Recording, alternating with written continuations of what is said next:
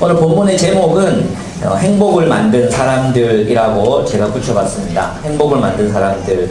여러분, 행복하지 않은 사람들이 추구하는 것이 무엇인지 아십니까? 행복하지 않은 사람들이 추구하는 것이 쾌락입니다. 왜 사람들은 쾌락을 추구하게 되냐 하면 행복하지 않기 때문입니다. 행복은 공동체 속에서, 사람들 속에서 발견되는 것이라면, 쾌락은 행복하지 못한 사람들이 자신의 불행한 감정을 마비시키기 위해서 선택하는 것이 바로 그런 쾌락이기 때문입니다. 그래서 그 쾌락은 사람들을 중독시키죠. 그래서 얼마 전에 페이스북에서 중독의 원인은 뭐 틀렸다 이러면서 이제 계속해서 몇 번 이렇게 회자된 적이 있었습니다. 어떤 사람이 실험을 했습니다. 쥐들을 모아놓고 실험을 했는데 약물의 중독을 시키는 거죠. 약물의 중독을 시키면 얘는 약물의 중독이 되는, 그 약물 중독은 절제가 안 되거나 또는 뭐 어떤 물질 때문에 우리 뇌 중추가 파괴돼서 일어나는 현상이라고 사람들이 생각했었습니다. 근데 한 기발한 과학자가 이 쥐, 혼자 사는 쥐, 이 쥐의 환경을 봤을 때 얘는 이걸 먹을 수밖에 없는 상황이야. 이걸 이제 발견하게 된 거죠. 그래서 다른 실험을 합니다. 어떤 실험을 합니까? 이 쥐들을, 친구 쥐들을 다 불러 모아가지고 이제 공동체를 만들어줍니다. 그리고 쥐 놀이터를 만들어주고 똑같은 마약 성분의 약물을 투입했습니다. 그랬을 때 이 쥐들은 더 이상 약물을 추구하지 않고 쥐들끼리 잘 놀았다는 실험 결과가 있었습니다. 여러분, 중독의 원인은 사실은 외로움이죠. 그죠? 그렇다면, 이 불행한 사람들이 찾는 게 중독이잖아요. 오늘날 우리 사회가 점점 더 많은 사람들이 중독에 빠진다는 것은 그만큼 행복하지 못하다는 것을 반증하는 것입니다. 행복한 사람들은 중독에 빠지지 않거든요. 행복한 사람들은 그렇게 되지 않거든요. 그렇죠?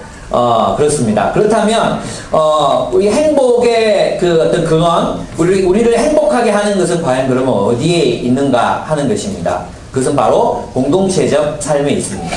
그냥 일반적인 공동체적 삶이 아니에요. 그냥 모아놓는다고 공동체가 되는 게 아니거든요. 그렇죠? 예, 헤세드죠. 이 헤세드라는 말은 하나님의 사랑을, 무조건적 사랑을 의미하는 건데, 이런 헤세드적 공동체, 그 헤세드적 공동체 안에 무엇이 있습니까? 행복의 비결이 있습니다. 많은 불행한 사람들이 자신의 야망을 쫓고 탐욕을 만족시키기 위해서 살아갑니다. 쾌락을 추구합니다. 그러나 결국은 그들은 행복해지지 못할 것입니다. 왜냐하면 정말 그들이 원하는 것은 헤세드적 공동체, 하나님이 통치하시고 하나님이 다스리시는 공동체 안에서만 그 행복을 발견할 수 있기 때문입니다. 오늘 본문을 보면 사람들을 행복하게 만들어준 사람들의 이야기가 나타나고 있습니다.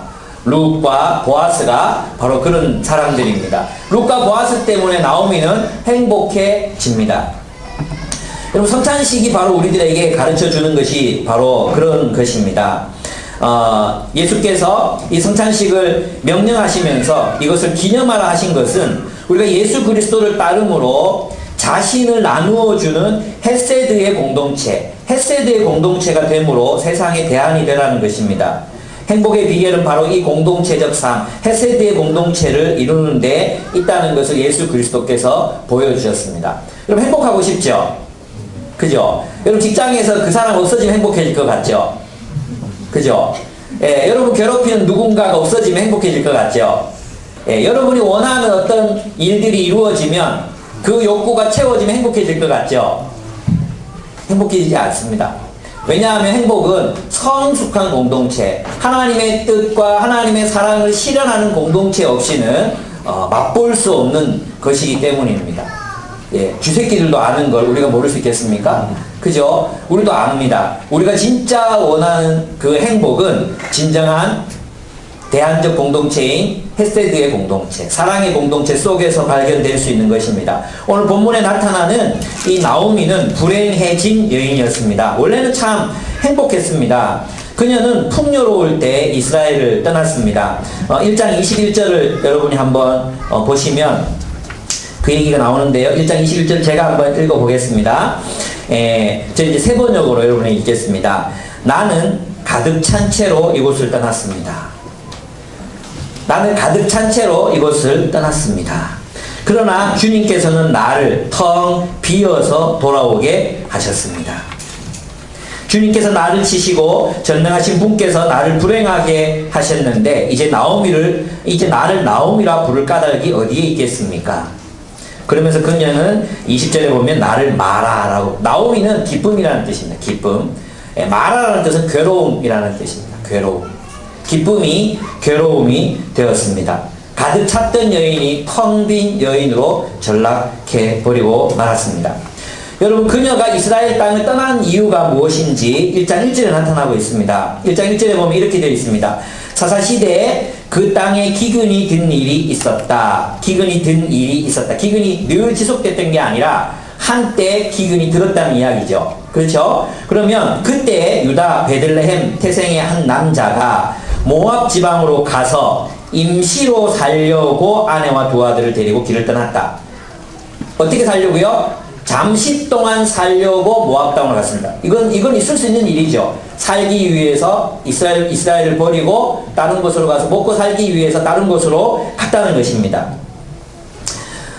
그녀가 이스라엘 땅을 떠난 이유는 경제적인 이유에서였습니다. 무슨 이유요? 경제적 이유 때문이었습니다. 이스라엘 땅에 흉년이 들어서 그녀의 가족은 모압 땅으로 갔던 것이었습니다. 처음에 계획은 아마 이랬을 것입니다. 사정이 좋아지면 그녀와 그녀의 가족은 다시 돌아올 계획이었습니다. 왜냐하면 잠시 동안 떠난 것이었기 때문입니다. 하지만 그들은 돌아가지 않았습니다. 돌아갈 마음을 잃어버렸습니다. 그들은 이방인들의 세상에서 정착하리라 마음 먹게 되었습니다. 어떻게 알 수 있습니까? 아들들을 누구와 결혼시켰습니까? 모압의 여인들과 결혼시켰습니다. 여러분, 이 모습을 보면 그들에게는 다시 베들레헴으로 돌아갈 마음이 없었던 것을 볼 수 있습니다. 여러분, 아브라함은 이삭의 아내를 구하기 위해서 어떻게 했죠? 동족에게로 가서 그 어려운 길 가서 아내를 구해오게 했잖아요. 근데 이들은 그런 시도를 하지 않습니다.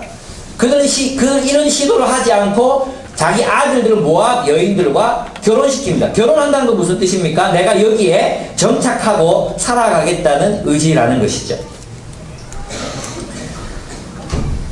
그들이 만약 하나님의 나라를 소망했다면 아들들을 이방인의 딸들과 결혼시키지 않았을 것입니다. 그들의 삶은 다니엘이나 느헤미야와는 달랐습니다. 늘 하나님의 백성들이 있는 그곳에 마음을 향하고 그곳을 위해 기도하고 또 그곳을 늘 이렇게 바라봤던, 하나님의 나라를 바라보았던 삶하고는 다른 삶이었습니다. 여러분, 이제 아시겠습니까? 눈치채셨습니까? 예. 모압으로 간 나오미는 왜 텅 빈 사람이 되고 말았을까요? 그렇습니다. 하나님과 하나님의 백성들을 떠났기 때문입니다. 무슨 이유에서인지 모릅니다. 룻은 나오미는 고향 유다 베들레헴으로 돌아가지 않습니다. 여러분, 당시에 아내가 남편을 잃으면 이 상태는 어떤 상태입니까? 절망적인 상태죠. 할 수 있는 일이 없습니다. 그래서 아주 절망적인 상태예요. 그러면 여러분 한번 생각해봐요. 하나님 백성이야. 근데 이제 남편이 죽었어. 그럼 당연히 어디로 간다고 생각해야 되겠어요? 아들들 데리고 고향으로 갈 수 있었잖아요? 근데 가지 않습니다. 왜 그런지 아십니까? 두 아들이 있었거든요. 아직까지 안 돌아가도 된다 이거예요. 아들이 살아있었거든요. 근데 하나님께서 아들을 하나 죽이시더니 둘마저 죽여버리십니다. 아들 하나가 죽었을 때도 그녀는 돌아가지 않습니다. 마지막 희망인 남은 아들마저 죽을 때까지 그녀는 모압에서의 삶의 희망을 놓지 않았습니다. 마치 우리가 세상으로 가서 경제적인 이유 때문에 세상으로 가서 세상의 가치관과 나를 일치시키고 세상과 나를 동일시하면서 살아가고 있는, 그러나 조금만 있으면 돌아오겠다고 하지만 돌아오지 못하고 있는 많은 사람들과 동일한 모습입니다. 결국 나오미는 자신이 희망을 걸 수 있었던 모든 것을 다 잃어버리고 난 뒤에야 하나님의 백성들에게로 돌아갑니다. 그녀의 이름은 나오미, 즉 기쁨이었으나 그녀는 자신을 마라, 즉 괴로움이라고 부르라고 말합니다. 그녀는 가득 찬 채 하나님의 백성들 곁을 떠났으나 그녀는 텅 빈 채로 돌아왔습니다. 여러분, 이 여인의 삶은 어떻게 회복될 수 있겠습니까? 모든 것을 다 잃어버리고 소망도 잃어버리고 이제는 희망을 가질 수 없어 보이는 이 여인의 삶, 비참하지 않습니까? 이 절망에 빠진 이 여인의 삶은 어떤 방법으로 다시 회복될 수 있겠습니까? 재혼을 하기에는 나이가 이미 많이 들었습니다. 그리고 사랑 아들들은 다 죽었습니다. 정말로 이제는 소망을 걸 데가 없어져 버렸습니다. 나오미 그 땅에 기근이 들어 살려고 떠났지만 그녀는 죽어가고 있었습니다. 가득 찬 상태로 떠났지만 텅 비어 버렸던 것입니다.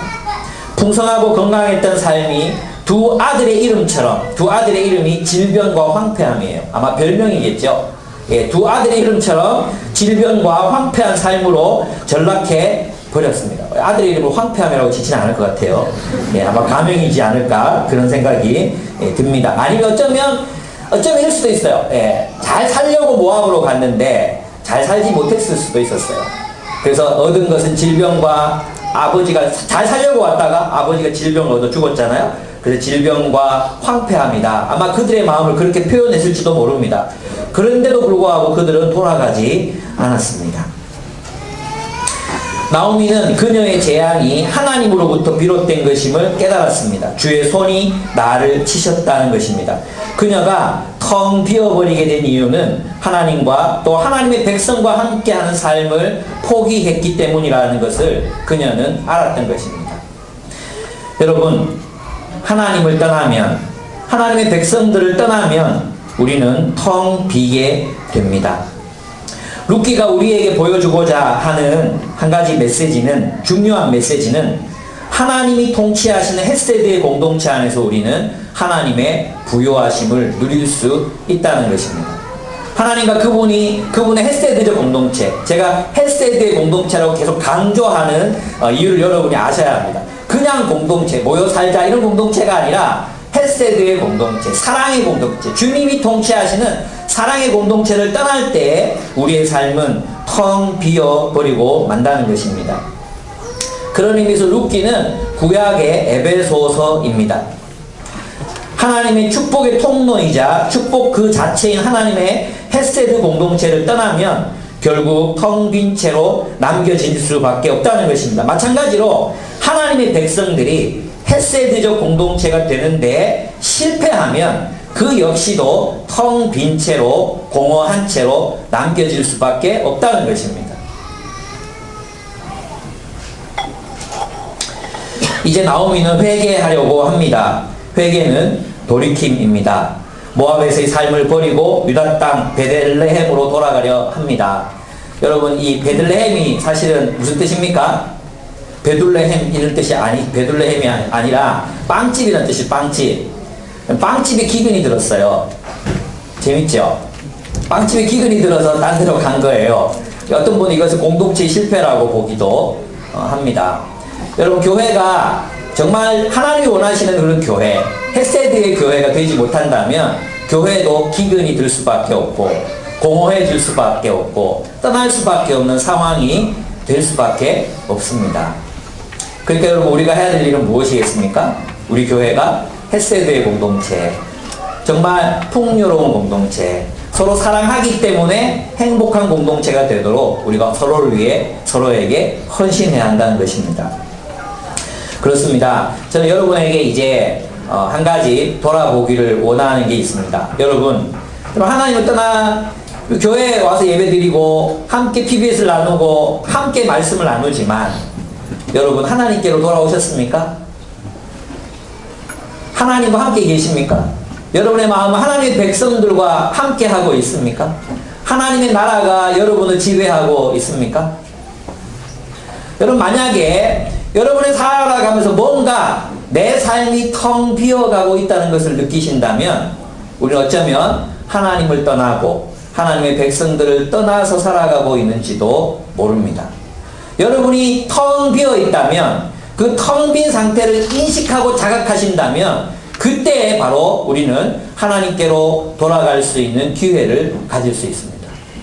이것을 깨닫지 못하는 사람들, 세상으로 충만해 있는 사람들, 세상의 물질과 세상의 가치, 세상의 목적으로 충만해 있는 사람들은 자신이 텅 빈 것을 깨닫지 못합니다. 하나님이 여러분을 사랑하시기 때문에 텅 비게 하실 것입니다.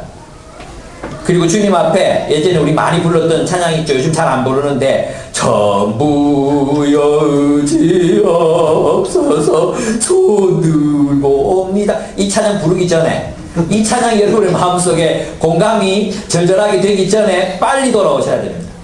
아니면 나오미처럼 텅 빈 채로 황폐함과 질병만 얻어서 다시 돌아올 수도 있습니다. 그 전에 여러분의 마음에, 영혼에 빈 공간이 생기고 공허함이 느껴지고 여러분이 뭔가 잘못되고 있다고 느껴질 때에 바로 그때가 주님께로 돌이킬 때입니다. 돌아오십시오.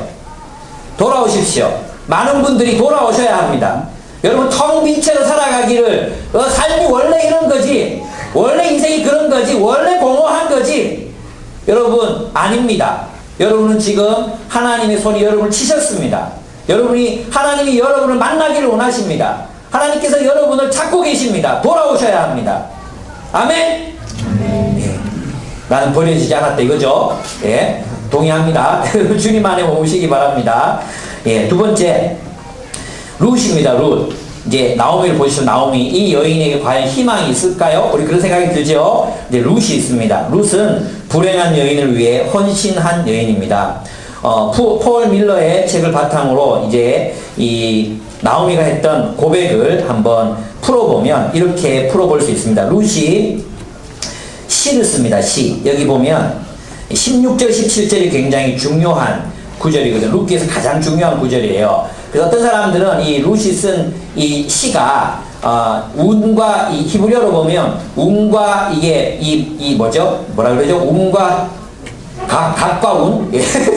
잘 모르겠어요. 하여튼 그게 이게 딱딱 맞아 떨어지는 시예요. 그래서 굉장히 멋지고 아름다운 시예요. 그래서 룻을 여성 여류 시인이라고 보는 사람들도 있습니다. 시인이 아니면 이렇게 쓸 수 없었을 것 같아요. 제가 한번 읽어보겠습니다.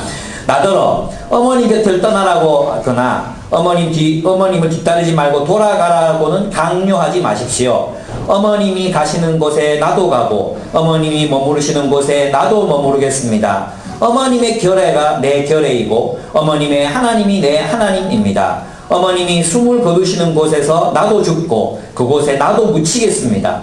죽음이 어머님과 나를 떼어놓기 전에 내가 어머님을 떠난다면 주님께서 나에게 벌을 내리시고 또 더 내리신다 하여도 달게 받겠습니다. 여러분 이제 이 룻과 오르바가 이 며느리인데 다 죽고 이제 갔다 그러니까 따라 나섰어요. 따라 나섰다가 나오미가 돌아가도 내가 너희를 위해 아들 낳아줄 수 없다. 너희는 소망이 없다. 나 따라와도 소망이 없다. 그러니까 모압 땅에 살면서 재혼해라. 젊을 때 재혼해서 잘 살아라 그랬어요. 근데 오르바는 막 통곡하다가 듣고 보니까 그렇구나 하고 돌아갔어요. 근데 이 룻은 돌아가지 않고 이 고백을 하는 것입니다. 나는 당신과 함께 끝까지 가겠습니다. 나는 당신이 섬기는 하나님을 나의 하나님으로 섬기고 당신의 공동체를 내 공동체로 받아들이고 당신이 묻히는 곳에 나도 묻히겠습니다. 무슨 말입니까? 당신이 먼저 죽더라도 나는 그 땅을 떠나지 않고 하나님의 백성으로 살겠습니다. 이런 뜻입니다. 그래서 이 룻의 시를 이제 좀 분석해 보면 이럴 수 있습니다. 첫째, 며느리 룻이 시어머니를 따라가려고 합니다. 왜 따라가려고 합니까? 이유가 뭡니까? 이유가 없습니다.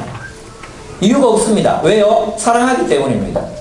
유일한 이유는 어머니를 따라가면 거기서 시집가면 되잖아요. 이런 게 아닙니다. 그냥 나오미를 섬기고 싶어서 갑니다. 나오미를 사랑하기 때문에 가는 것입니다. 당신과 함께 가겠습니다. 룻은 사랑을 선택했습니다. 어머님이 가시는 곳에 나도 가고 어머님이 머무르시는 곳에 나도 머물겠습니다. 룻은 나오미를 위해 자기 자신을 포기합니다. 이렇게까지 해야 돼? 그런 생각이 들지 않습니까? 그리고 또 여러분 스스로 많이 이렇게 해본 말 아닙니까? 이렇게까지 해야 돼? 룻은 그렇게까지 하고 있었습니다. 룻은 나오미를 위해 자신을 포기합니다. 사랑하기 위해 죽습니다. 여러분 룻에게 나오미는 아무런 도움이 되지 않는 그런 사람이었습니다. 나오미는 룻에게 줄 수 있는 것이 아무것도 없었습니다. 며느리들의 남편을 다시 만들어 줄 수 있을 만큼 젊은 것도 아니었고 유대 땅에서 이방인으로 살아가야 할 며느리들이 쉽게 적응할 수 있는 그런 유대 사회도 아니었습니다. 한마디로 룻이 나오미를 따라 나서는 일은 비전이 없는 일, 소망이 없는 일, 별 소득이 없는 일이었습니다. 그러나 룻은 나오미를 사랑하기로 선택하고 결단합니다. 감정적인 사랑이 아닙니다. 이익과 사랑 그 사이에서 룻은 자신의 이익이 아닌 나오미의 이익을 따라 선택하고 결정한 것입니다. 고린도전서에 나타나 있는 것처럼 사랑은 자기의 유익을 구하지 않습니다. 자기의 유익을 구하지 않은 한 여인, 그런 사랑이 가능하냐고요? 바로 여기에 그 모델이 있습니다.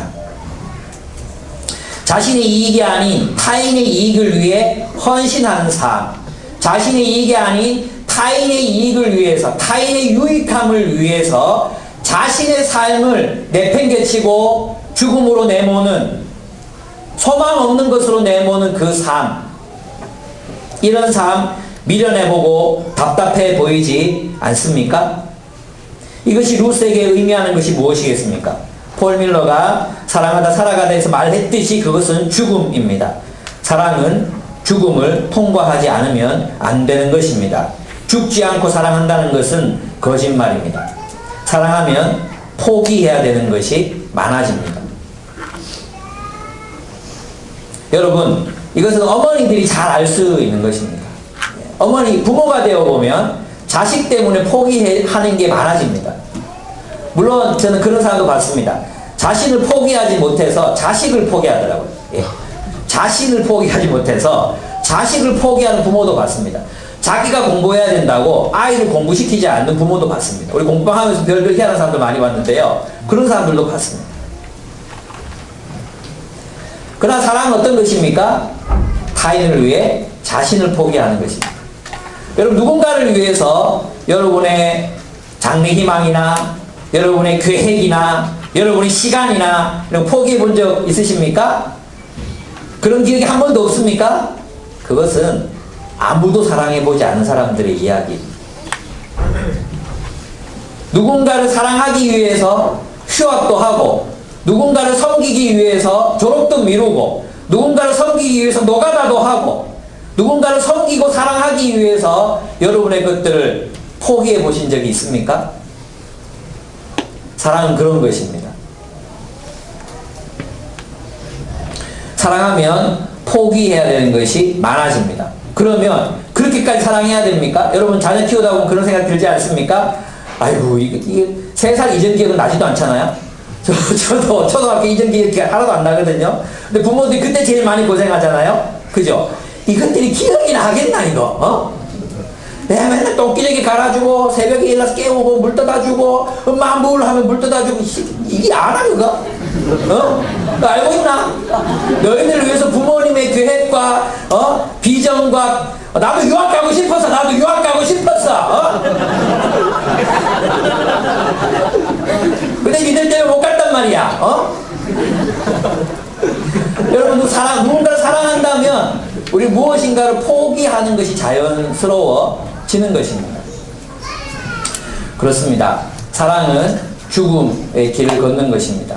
우리 서로 사랑한다고 말하자 주님께서 내가 너를 사랑한 것처럼 서로 사랑하라 하셨잖아요. 그러면 죽습니까?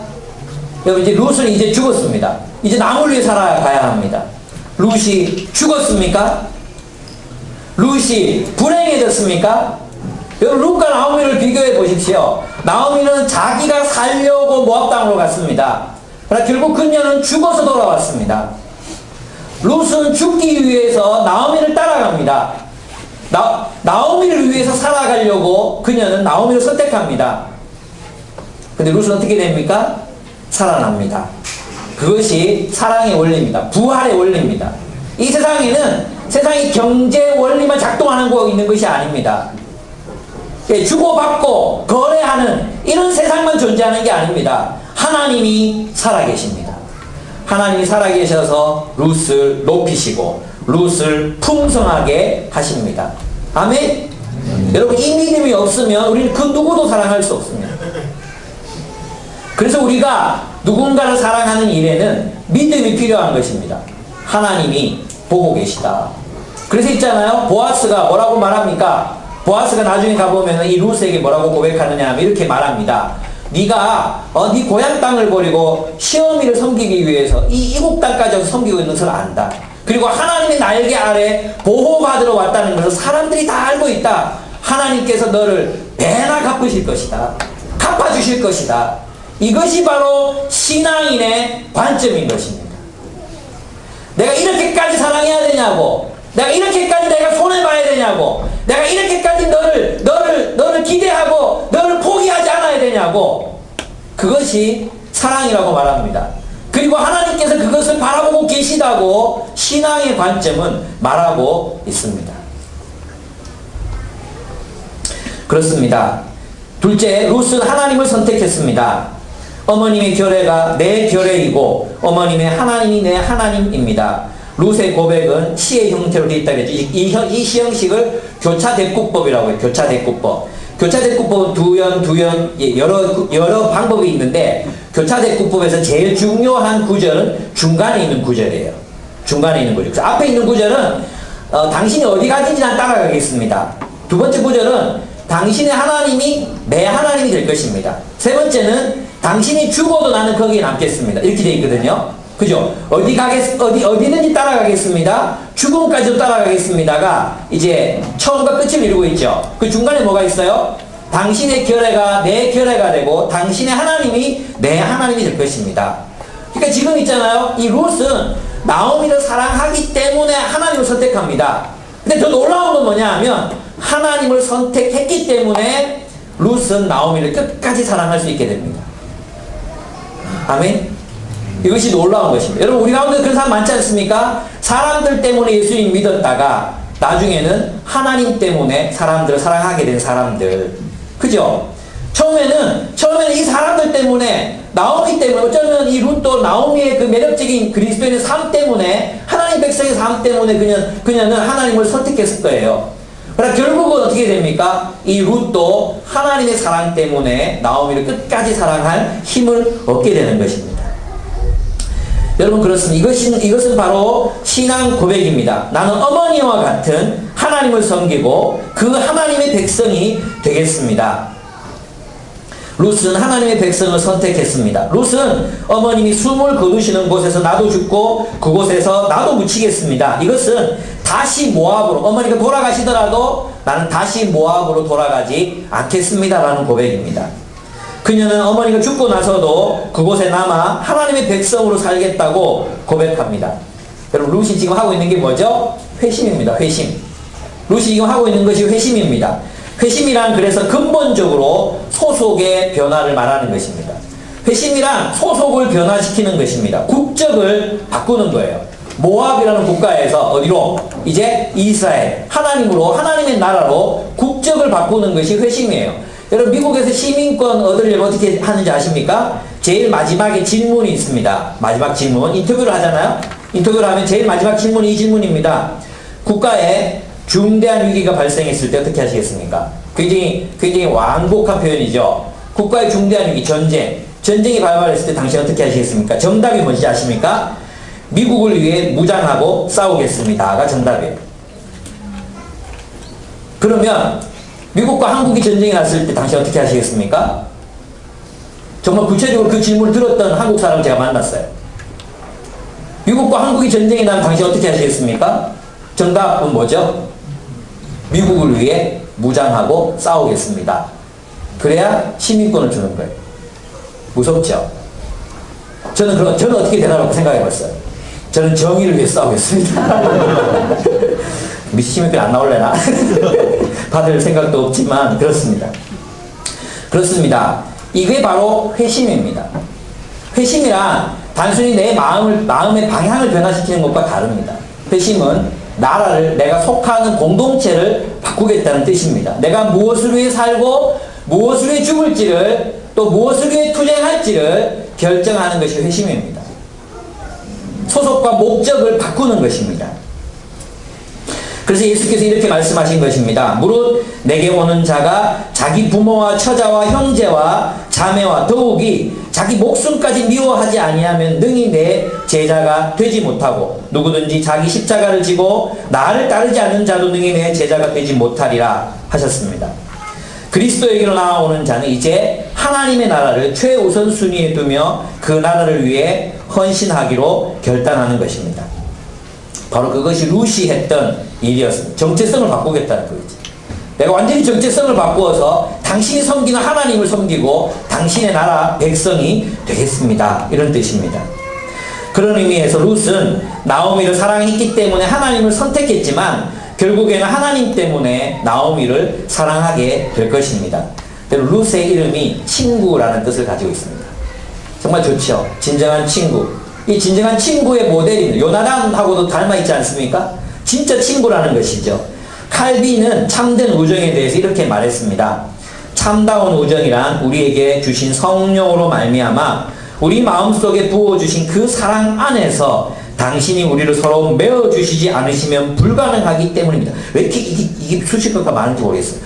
예. 중간에 하나도 안 끊어지고 제가 다시 한번 읽어드릴 텐데요. 예. 참다운 우정이란 우리에게 주신 성령으로 말미암아 우리 마음속에 부어주신 그 사랑 안에서 당신이 우리를 서로 메어주시지 않으시면 불가능하기 때문입니다. 이게 참된 우정이라는 것입니다. 참된 우정은 하나님 안에서 헤세드적 사랑을 실천할 때에만 이루어지는 것입니다. 하나님 안에서 하나님의 그 헤세드적 사랑을 체험하고 경험한 사람들만이 할 수 있는 것이 진정한 우정관계를 맺는 것입니다. 여러분, 우리의 관계는 나오미와 룻과의 관계와 어떻게 다릅니까? 우리 이렇게 사랑하고 있습니까?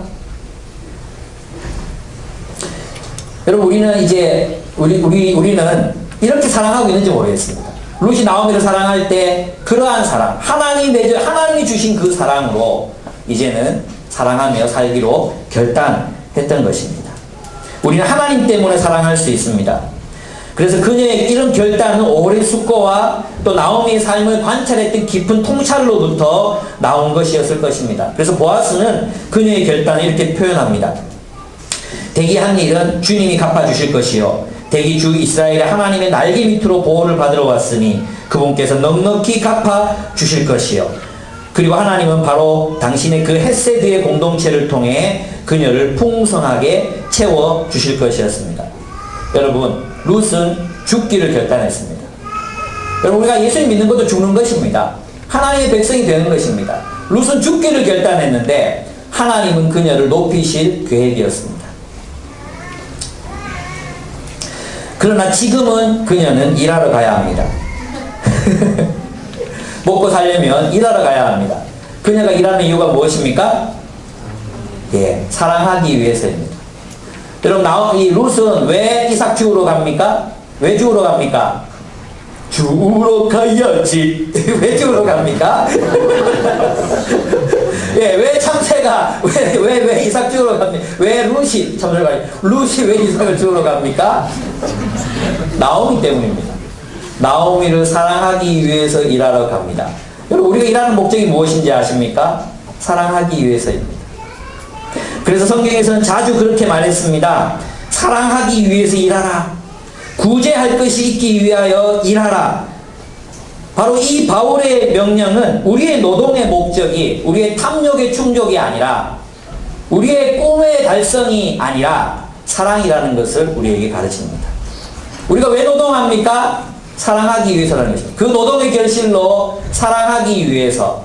여러분, 그래서 참 직장생활 하는 거 더럽죠? 예, 직장생활 하기 너무 힘들죠? 그죠? 그럴 때마다 우리는 자꾸만 일의 목적을 잃어버립니다. 여러분, 왜 일합니까? 왜 굴욕을 참습니까? 왜 그 지랄 같은 상사의 그 모욕을 우리는 참아야 되고 또 과로하고 막 이래야 합니까?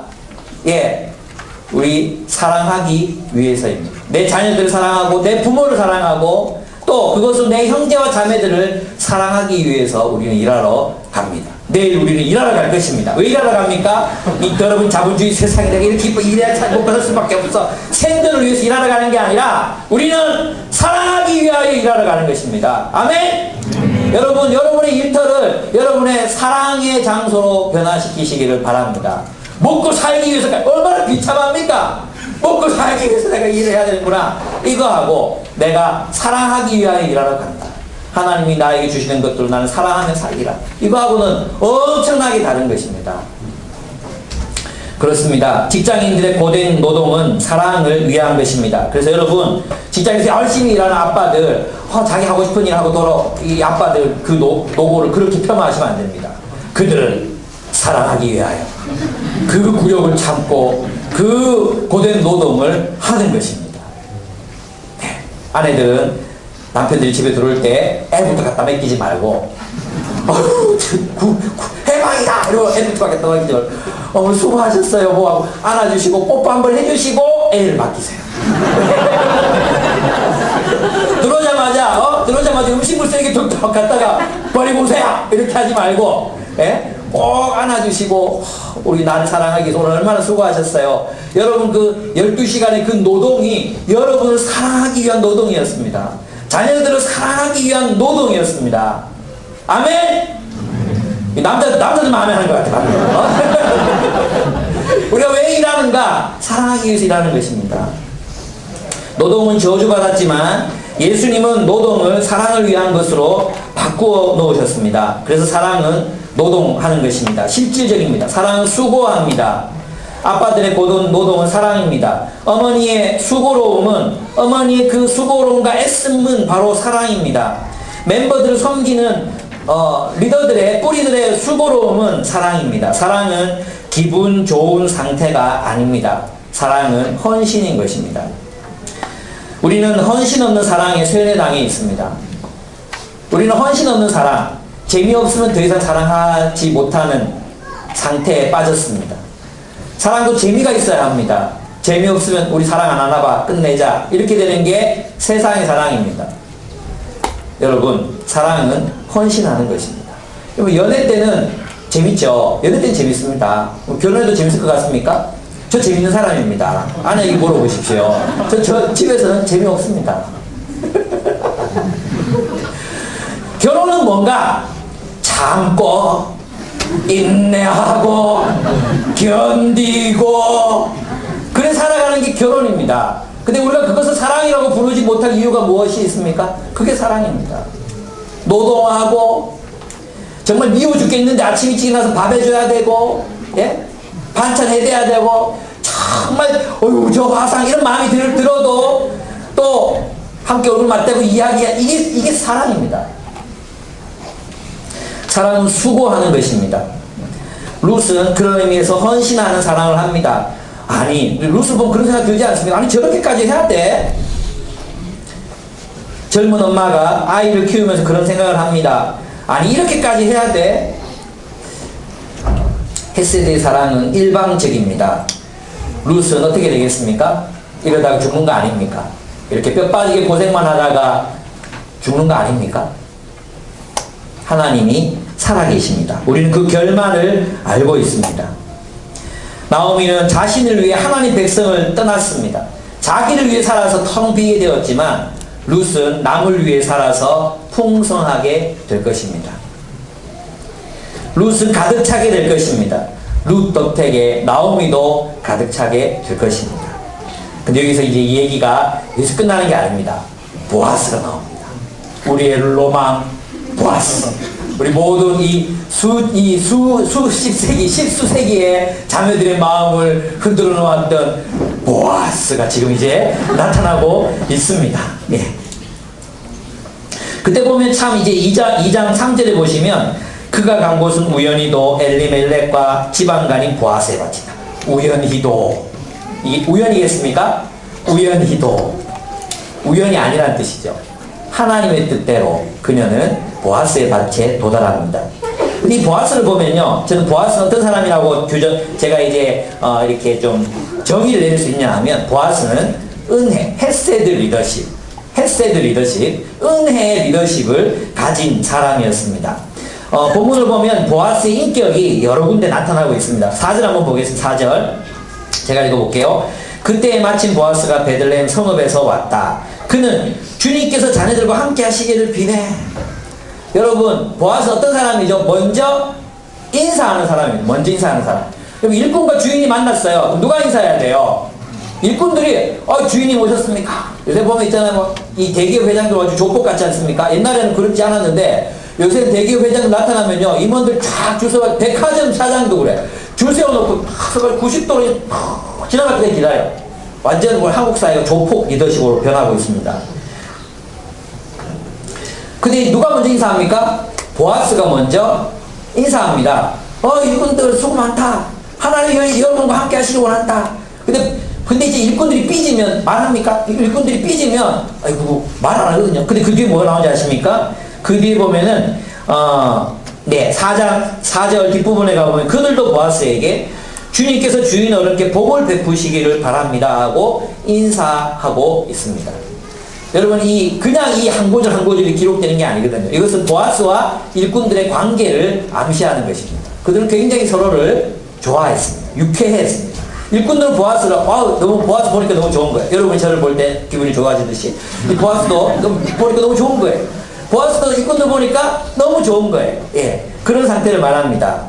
그리고 그는 먼저 돌보고 실질적으로 돕는 사람이었습니다. 6절에서 9절을 보면은 그 젊은 여인 나오미에 대해서 묻습니다. 그리고 그들에게 대해서 이제 룻에게 이런 제안을 합니다. 세대, 내가 하는 말을 잘 들으시오. 이삭 주우려고 다른 밭으로 가지 마시오. 여기를 떠나지 말고 우리 밭에서 일하는 여자들을 바싹 따라다니도록 하시오. 우리 일꾼들이 곡식을 거두는 밭에서 눈길을 돌리지 말고 이 밭에서 떠나지 말고 여자들 뒤를 따라다니며 이삭을 줍도록 하시오. 그리고 나중에 보면은 16절 보십시오. 그를 나무라지 말고 오히려 단에서 조금씩 이삭을 뽑아 흘려서 그 여인이 죽도록 해주게. 그렇게 말합니다. 그는 먼저 돌보고 실질적으로 돕는 사람이었습니다.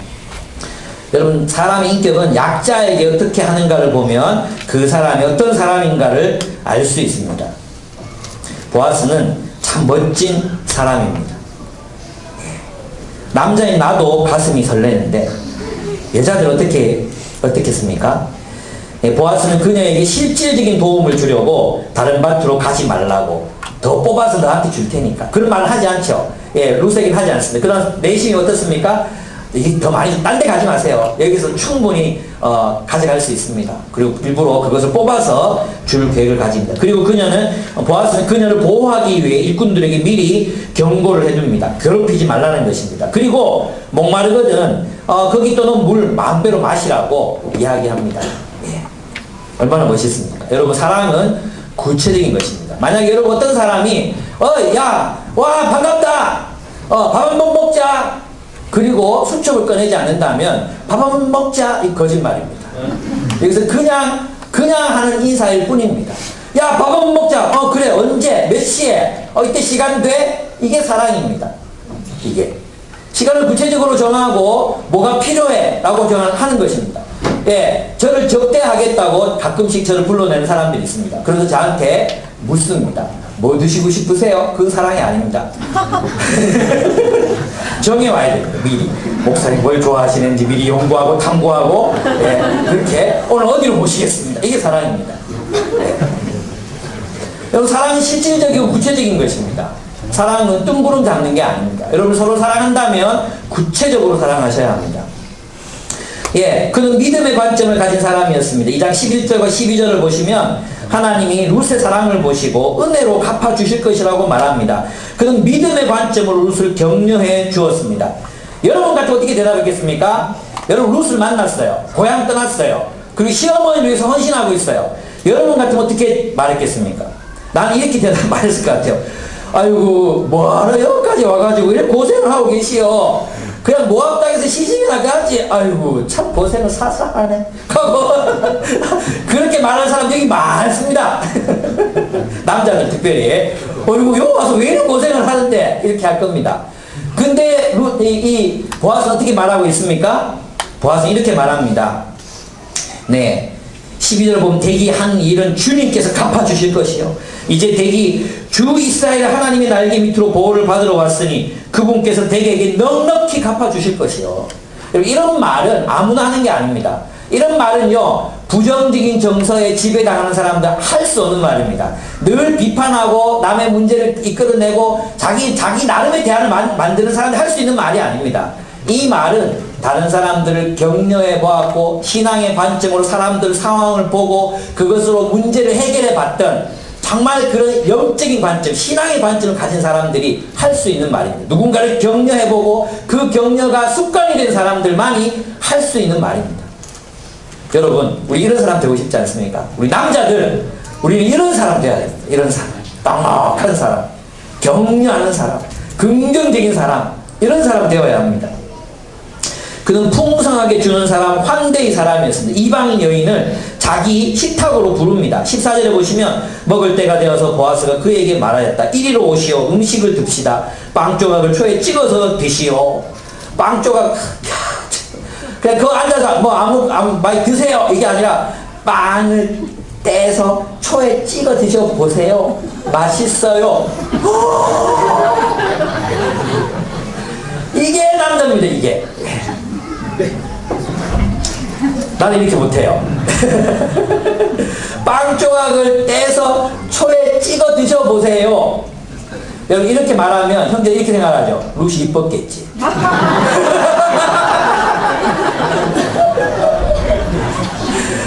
이뻐도 이렇게 되는 게 아니에요. 이것은 이제 룻의 인격이 그만큼 훈련되어 있었다는 것을 의미하는 것입니다. 무엇을? 사람을 섬기고 배려하고 환대하고 약자의 편에 서고 이것이 훈련되어 있었던 거룩한 남자가 바로 보아스였습니다. 그런 책임감이 있었습니다. 그리고 자기 문제를 여겼을 때 그는 1초도 망설이지 않고 주도적으로 룻과 또 나오미의 기업을 물읍니다. 이게 자기 손에 댔거든요. 기업을 물으면 기업을 다시 찾아주는 거예요. 기업을 물은다는 말이 뭐냐 하면 원래 엘리멜렉 나오미의 재산이었던 것, 그 나오미의 재산이었던 건 다 사는 거예요. 다시 사가지고 자기가 하는 게 아니라 나오미에게 주는 거예요. 자기 룻만 데려가겠다는 거예요. 손해죠. 그죠? 그래서 친족인 사람은 안 하는 거예요. 안 한다고 신발 벗어서 나 안 산다 그러고 도망가고, 그리고 이것을 보아스가 사는 것입니다. 이것은 있잖아요. 보아스가 얼마나 은혜를 베풀 줄 아는 은혜의 영향력을 가진 사람이었는가를 보여주는 것입니다. 그렇습니다. 보아스는 행복의 리더십을 가진 사람이었습니다. 보아스와 함께 있는 일꾼들은 행복해졌습니다. 보아스와 함께 있었던 룻은 행복해졌습니다. 예, 보아스와 함께 있었던 모든 사람들이 즐거워졌습니다. 이것이 보아스의 리더십이었습니다. 여러분, 우리 이런 삶을 살아가야 되지 않겠습니까? 여러분을 만나는 사람들이, 나를 만나는 사람들이 행복해졌으면 좋겠습니다. 여러분이 행복해질 수 있는 비결이 뭔지 아십니까? 한 가지 비결밖에 없습니다. 행복한 사람 곁으로 가셔야 합니다. 그의 인생을 스스로 행복하게 만들 수 있는 사람, 행복을 만들어내고 창조해낼 수 있는 사람 곁으로 가십시오. 보아스 곁으로 가십시오. 그 보아스는 예수 그리스도를 상징합니다. 또 우리는 그 예수 그리스도를 닮아서 우리 곁으로 오는 사람들이 행복해져야 합니다. 여러분 곁으로 가는 사람들 여러분 때문에 행복해지고 있습니까? 승모야, 어디 나갔나? 최승모, 니 때문에 현지가 행복해야 돼. 성원아, 니 때문에 모두가 행복해져야 돼. 너희가 가까이 오는 애들이 행복해져야 돼. 알겠나? 대답을 안 하는데. 알겠지? 현은이 때문에 명은이가 행복해져야 돼. 근데 명은이가 많이 불행해하지? 명은아, 니 때문에 형님이 행복해져야 돼. 근데 니 때문에 형이 힘들어하지? 그러면 안 되지? 서로 행복하게 만들어줘. 그게 바로 우리가 만들어가야 될 리더십인 것입니다. 이런 사람 되어야 될 것 같습니다. 여러분, 오늘 본문에서 우리는 룻과 보아스를 봤습니다. 한 사람은 자신을 희생했습니다. 죽었습니다. 근데 하나님께서 보아스 만나게 하셔서 그를 행복하게 합니다. 보아스는 룻뿐만 아니라 많은 사람을 행복하게 만들었습니다. 그럼 룻은 바뀌면 있습니까? 아닙니다. 룻은 보아스에게 아들을 선물합니다. 이렇게 해서 그들의 공동체는 회복됩니다. 빵이 없던 베들레헴은 빵이 넘쳐나는 베들레헴이 됩니다. 빵집에 빵이 없었는데 이제는 베들레헴에 빵이 넘쳐나고 기쁨과 즐거움이 넘쳐납니다. 그들의 공동체가 회복됩니다. 그 회복된 공동체 속에서 하나님의 풍성함이 있었던 것입니다. 그 회복된 공동체 안에 하나님의 풍요로움이 있었던 것입니다. 그리스도의 충만함, 하나님의 부요하심이 바로 그 헷세드의 공동체 안에서 누리게 되어 있었던 것입니다. 여러분, 우리가 그런 공동체가 되어야 합니다. 세상에서 지고, 내가 생각해 봤거든요. 예. 이 세상에서 힘들어하는 사람들, 세상에서 강하게 살게 만들어주면 행복해지나? 아닌 것 같아요. 결국은 하나님이 통치하시는 이 헷세드의 공동체, 이 공동체 안에서 정말 서로를 사랑하고 자신의 유익을 구하지 않고 남을 위해 살고, 그 사람이 재미가 없어도 섬기고 즐겁지 않아도 헌신하고 자신을 드리고, 바로 그런 삶을 통해서 우리가 헷세드의 공동체를 이루게 될 때 우리는 모두가 행복해질 것입니다. 여러분은 하나님 곁을 떠나 텅 비게 되었습니까? 아니면 하나님 곁으로 와서 행복한 공동체 속에서 행복을 만들어내는 삶을 살아가고 계십니까? 여러분, 행복을 창조하는 사람들입니까? 불행해지고 있습니까? 무엇이 여러분의 행복과 불행을 가르는지 돌아보셨으면 좋겠습니다. 네.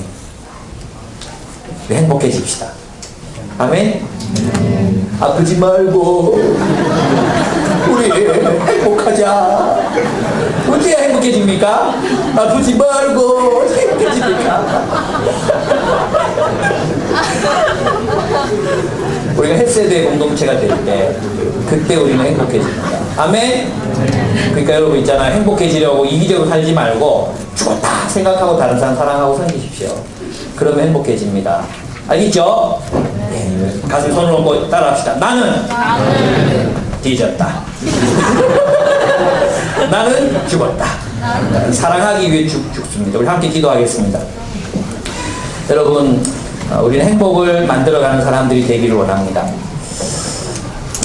나오미의 삶은 참 텅 비어버렸지만, 그러나 나오미는 룻 때문에 충만해졌고 보아스 때문에 행복해졌습니다.